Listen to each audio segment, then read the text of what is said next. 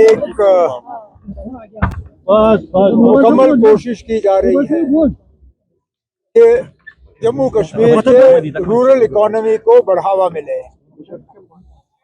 ज़राअत, बागवानी, पशुपालन, fisheries, floriculture, dairy.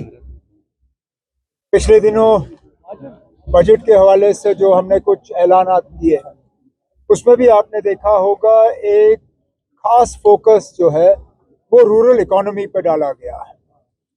और हमारे जो एग्रीकल्चर यूनिवर्सिटीज़ हैं, स्कॉस के,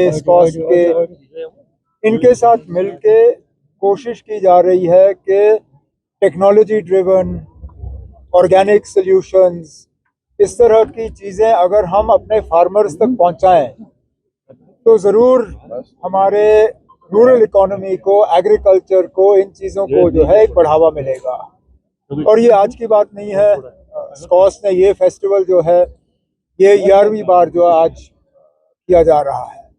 और अब रश देखिए, इन 3 दिनों में लाखों के तादाद में लोग आके इसका फ़ायदा लेंगे और हम चाहते भी यही हैं। आखिरकार अगर कल को हमें अमेरिका जैसे मुल्कों के साथ मुकाबला करना पड़ेगा, जो कि अब इस ट्रेड डील के बाद लग रहा है कि उनके एग्रीकल्चर प्रोड्यूस जो हैं वो हमारे मुल्क में आना शुरू हो जाएंगे, खासकर horticulture, fruit, nuts, walnut, almonds.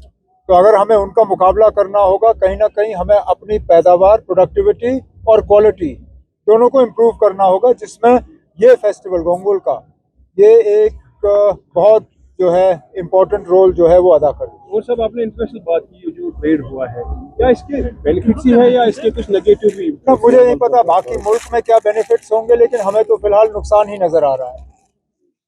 अब जिन चीज़ों को ड्यूटी फ्री यहाँ मुल्क में अब आने की इजाज़त दी जा रही है वो सारे हमारे प्रोडक्ट्स हैं। आमंड्स, वॉलनट्स, एप्पल्स, सारे फ्रूट जो हैं, फ्रेश फ्रूट, ड्राई फ्रूट, वो तो जम्मू कश्मीर की पैदावार है, यहाँ की प्रोडक्ट्स हैं। अब आप हमें कहते हो कि अब कोई फ़र्क नहीं पड़ेगा, यहाँ 70 रुपये किलो से कम आएगा नहीं, लेकिन उसका क्या मतलब है कि सारे बकवास फ्रूट हमारे ही बिकेंगे और अच्छा फ्रूट उनका बिकेगा? हमारे ग्रोअर्स ने पिछले कई सालों से अपने प्रोडक्ट को बेहतर करने में बहुत इन्वेस्टमेंट किया है। नई वैरायटीज़ आई हैं, हाई क्वालिटी आया है, CA स्टोर्स के ज़रिए हम बेहतर प्रोडक्ट को मार्केट पे सही वक्त पे पहुंचा पाते हैं।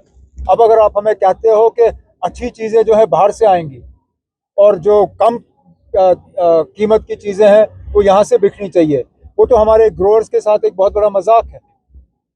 हम तो चाहते हैं कि सबसे बेहतरीन प्रोडक्ट्स और हाई वैल्यू प्रोडक्ट्स जो हैं वो हमारे लोगों के बिके। तो मुझे तो फिलहाल इस डील से नुकसान ही नजर आता है, फायदा नहीं नजर आता। मतलब नॉर्थ कश्मीर के लोगों की डिमांड है, यहाँ पे एग्रीकल्चर यूनिवर्सिटी चल रही है, लेकिन नॉर्थ कश्मीर में हॉर्टिकल्चर यूनिवर्सिटी होनी चाहिए ताकि नॉर्थ कश्मीर के फार्मर्स को आने वाले टाइम में फायदा मिले। इस पे हम बाद में बात कर सकते हैं। फिलहाल आप ये तो मान के चलिए ना, आपके एग्रीकल्चर यूनिवर्सिटी का रोल जो है एक बहुत ही शानदार रोल है। आप जाके देखिए, हर स्टॉल में आपको कहीं ना कहीं कुछ नया नजर आएगा।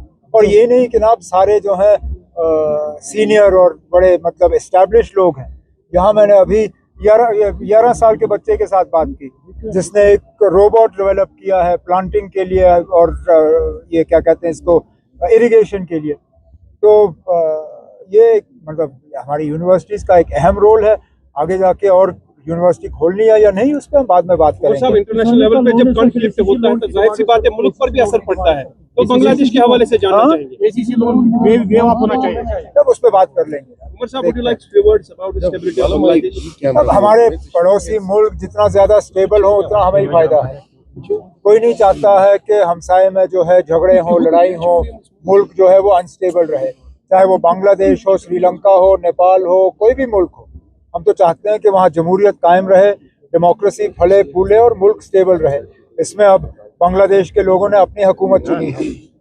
अब उम्मीद करते हैं कि हुकूमत बनने के बाद हमारे दोनों मुल्कों के रिश्ते जो बीच में उनमें थोड़ी सी खटास आ गई थी, वो रिश्ते अब दोबारा जो है वो सुधर जाएंगे।